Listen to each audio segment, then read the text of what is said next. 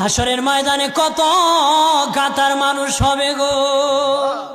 নবী বলেন আয়েশা, হাসরের ময়দানে মানুষ 120 কাতার মানুষ হবে। কয় কাতার?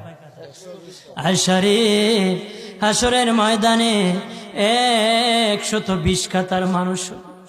আয়েশা সিদ্দিকা বলেন ইয়া রাসূলুল্লাহ, ইয়া রাসূলুল্লাহ, আমি জানতে চাই আপনি রাসূলুল্লাহর উম্মত কত কাতার হবে?